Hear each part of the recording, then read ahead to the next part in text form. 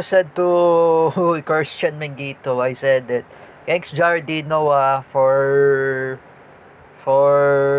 reprimanding Mark Cruz.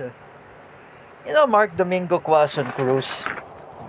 I'm just gonna say to you, make a public apology to the Duterte family, even Veronica Duterte, that she doesn't do anything to you.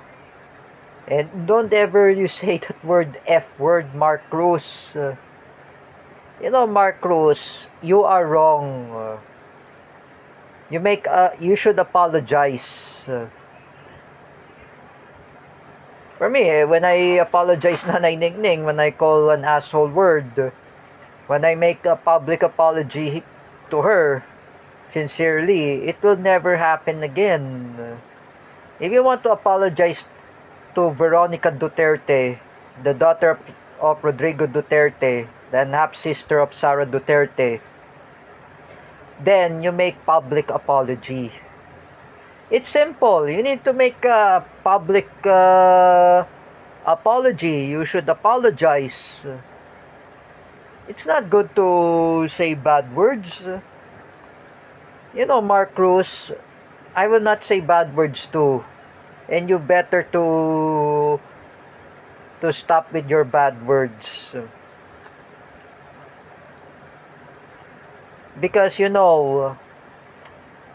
Giardino had speak up about against the attitude of Mark Cruz in the first place.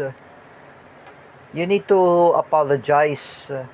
And do not post about politics. You have to be non-partisan, Mark Cruz. When I talk with Kuya Ver, Mark Cruz should be non-partisan and non-political. If I were you, Mark Domingo Quason Cruz, don't post about politics. Be non-partisan.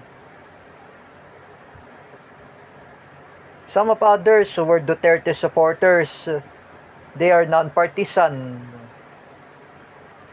While the kakamping kay the Marcos loyalists are political affiliation. What is wrong with you, Mark Cruz? You're talking about political. I'm not talking about politics. I am criticizing Marcos posting about his foul an F word. He says a F word that Veronica Duterte, that was a daughter of Rodrigo Duterte. Rodrigo Duterte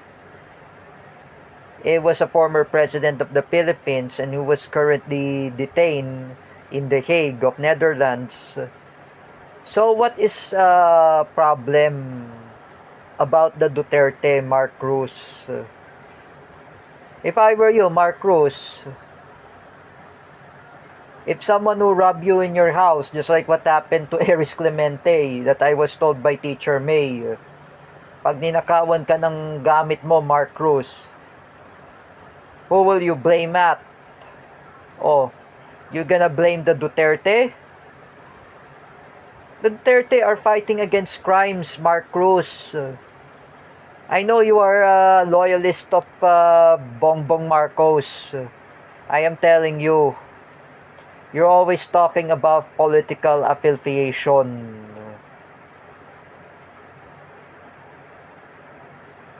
Why can't you join to the NPA, Mark Cruz? Oh, if you are lunatic of anti-Duterte. Give me a break, Mark Cruz. Can you just stop politicalize about Marcos? Not Marcos. I'm talking about. Stop politicalize. I'm telling you.